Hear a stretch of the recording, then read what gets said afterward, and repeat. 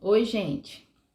Então, no primeiro vídeo, que eu vou deixar aqui no link na descrição, vou deixar aqui para vocês clicarem. Quem não viu ainda o primeiro vídeo, vão até lá para saber um pouco mais. Eu falei sobre o que é a linfangioleumioma-tose, a LAM.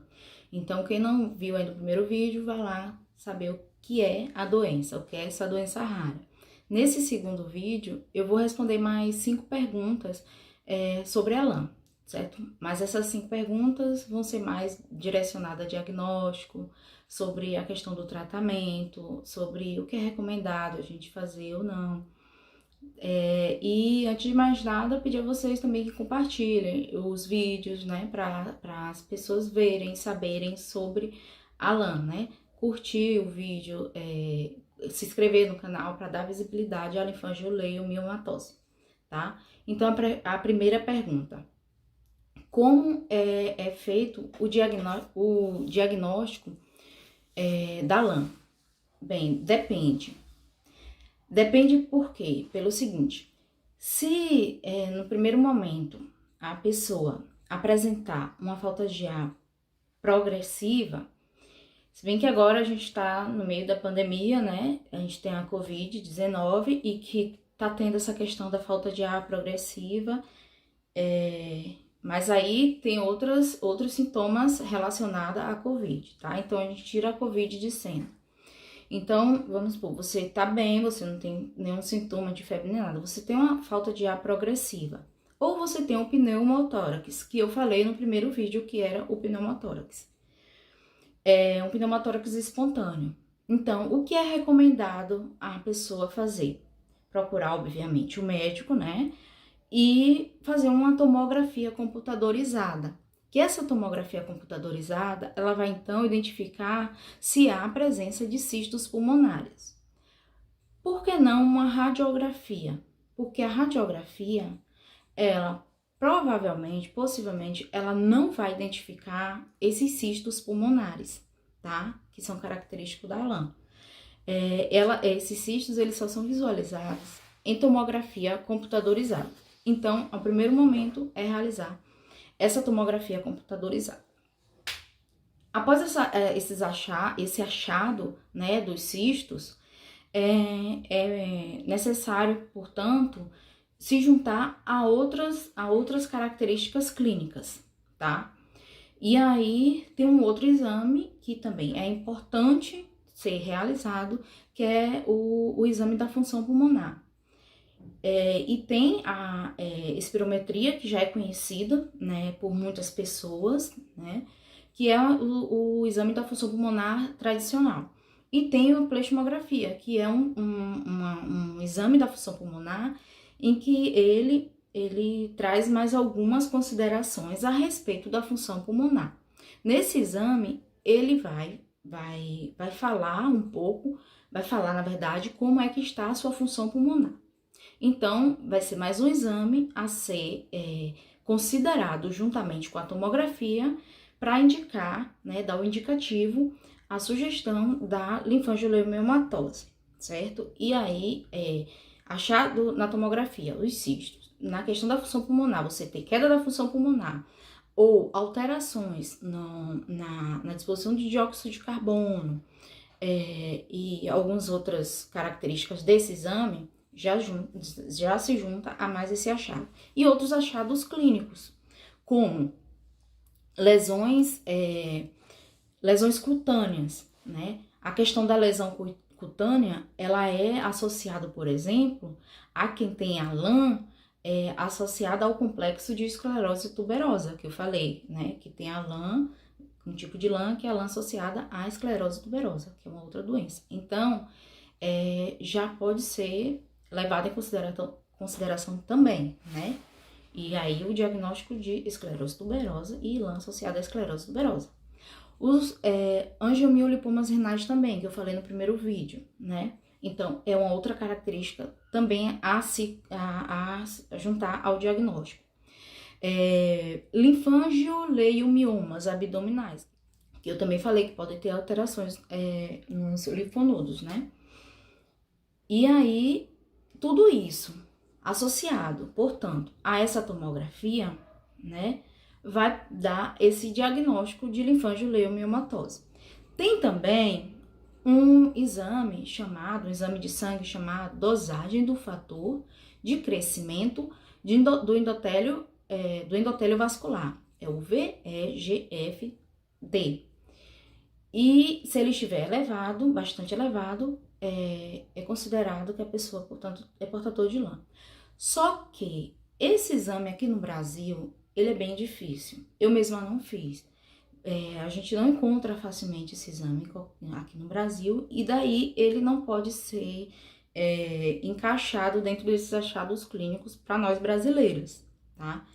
Então, se você consegue fazer esse exame, né? Ele tá normal, ou não for disponível, e também não tem os outros achados clínicos e tal, aí tem a indicação da realização de uma biópsia pulmonar, né, cirúrgica, para confirmar o diagnóstico de LAM. Porém, essa biópsia, ela não é uma decisão unicamente médica, né? Ela tem que ser uma decisão em conjunto com o paciente.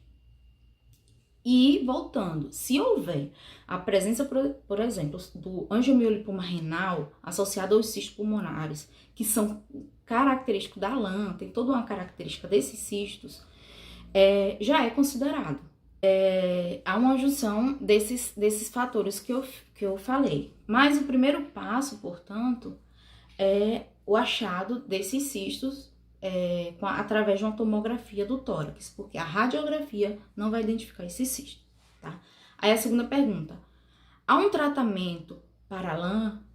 Tem cura para a LAM? Bem, cura, infelizmente, não tem, tá? E por isso mesmo que a gente precisa ser visto, por isso que eu insisti em fazer o canal, para cada dia mais a gente ter mais pesquisadores interessados em nós, para mais investimentos públicos, né, ter em relação a doenças, não só a linfangioleiomiomatose, mas em relação a doenças raras, tá? E quem sabe encontrar uma cura, um medicamento mais eficaz, enfim, a gente precisa falar, né? A gente precisa ser visto para ser lembrado. E tratamento tem, né? Para casos, na verdade, mais avançados ou que estão em progressão. Aí tem um medicamento. Esse medicamento vai inibir a proteína que eu falei no primeiro vídeo, né? Ele vai inibir a mTOR e vai estabilizar a função pulmonar e a progressão da doença, tá? Não vai curar, só vai estabilizar a doença, tá? E esse remédio é o sirolimo, que é um remédio caríssimo, tá? Ele não é feito aqui no Brasil e ele é muito caro. E somente agora, em julho de 2020, por muita luta da Alhambra, né, da associação, mais uma vez, vocês precisam ir lá no site da Alhambra, que lá vão ter muitas informações importantíssimas sobre a linfangioleiomiomatose. Então, por muita luta da Alhambra, dos médicos que nos acompanham, né, que conseguimos, e também os laboratórios e alguns políticos, né, envolvidos nas ações, que conseguimos que ele fosse aprovado para dispensação pelo SUS, né? Então foi uma vitória mesmo. Aí agora é esperar, né, aguardar os próximos passos para ver quando isso vai ser, na verdade, efetivado. E além do sirolimo, algumas fazem uso de broncodilatadores, outras a utilização de bloqueadores hormonais, né? E tem uma grande parte que faz uso de oxigenação como suplementação. Por quê? Porque essas que fazem uso, tem o caso de saturação, de baixa saturação de oxigênio quando estão em repouso, ou quando fazem esforço, ou durante o sono, e essa oxigenação ela é inferior a 90%, e sempre se mantém assim. Então, o médico avalia e passam, portanto, essa utilização, né, da suplementação em oxigênio. E aí tem algumas, sim, que fazem uso da oxigenação por 24 horas.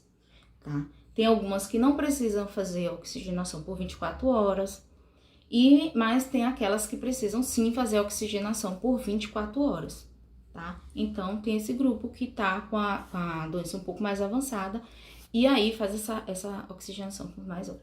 Fora isso, é fazer acompanhamento dessa função pulmonar, que eu falei, que é a pleishemografia, e outros exames, né? Que vai ser individualizado para cada caso.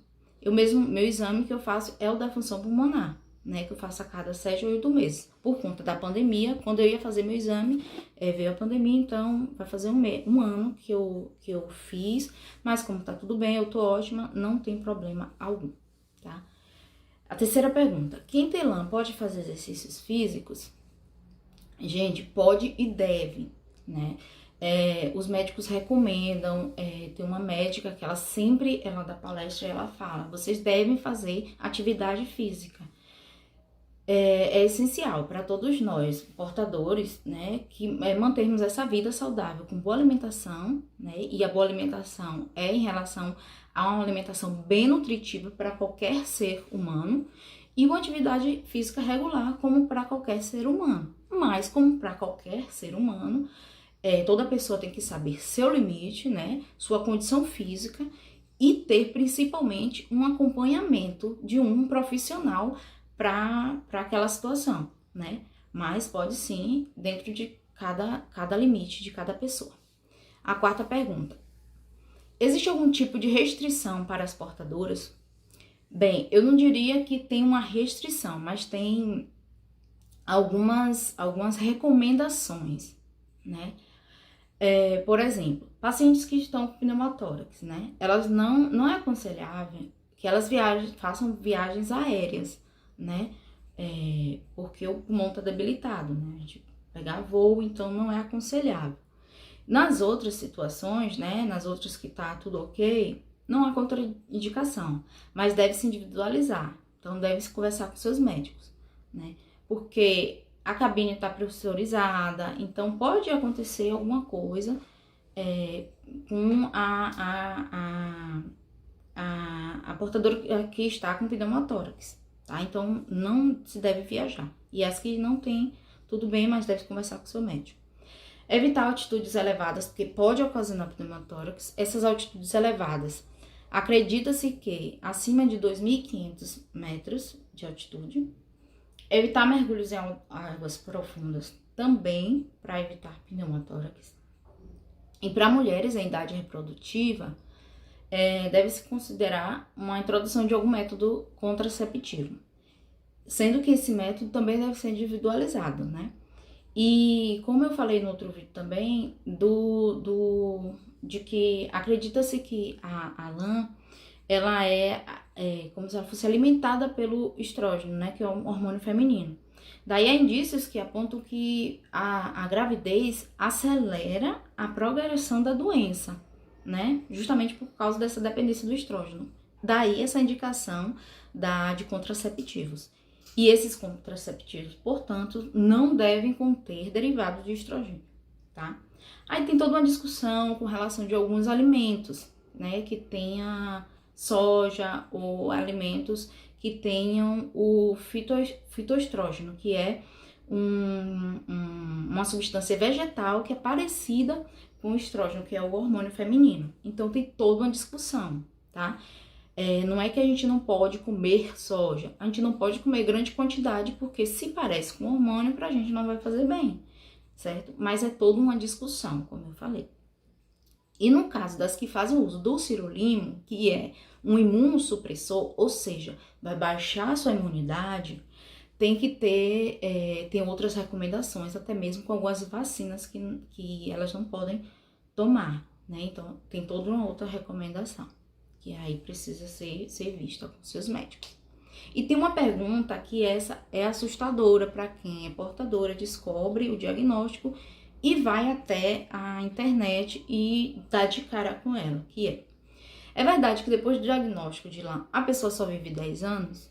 Gente, isso é muito falso, tá? Existem portadoras aí com mais de 10 anos de diagnóstico, estão felizes, cheios de planos, vivem muito bem, saudáveis, dispostos, e não é assim. Como eu falei no primeiro vídeo também, a doença ela pode ser progressiva e degenerativa, mas ela pode ser. Então, não é assim, né? Vai ser diferente para cada paciente. A gente não pode se desesperar pelo que não existe, né, para todos. E aí não dá para acreditar em tudo que a gente lê, né? Por isso que a importância de procurar informações em sites confiáveis, né? E aí vem a importância, de novo, de dar uma olhada no site da Associação de Portadoras, né? No site da Alhambra. Lá vão ter essas informações que eu falo aqui e muitas outras informações importantíssimas, que é o site da alhambrabrasil.org.br. Então é isso, esse ficou um pouco mais longo porque são muito mais informações que eu tentei dar uma enxugada, mas é isso. Eu espero ter passado mais informações pertinentes para vocês e que ajude, né, a entender um pouco desse universo da linfangioleumioma. E no próximo vídeo nos próximos eu vou pensar sobre quais coisas falar, né? Talvez o próximo eu fale um pouco da trajetória do que foi meu diagnóstico e daí a gente vai puxando mais assuntos sobre a linfangioleumioma, tá? Então é isso, compartilhe o vídeo para que as pessoas, né, saibam sobre a LAM, principalmente as mulheres, já que acomete mais mulheres. Curtam o vídeo, podem deixar perguntas, comentários, sugestões, que eu tô disposta a ouvir a todos, tá bom? Então, é isso, o importante, como eu já falei, é a gente dar visibilidade à linfangioleumioma. E é isso, pessoal. Até a próxima, abraço e tchau!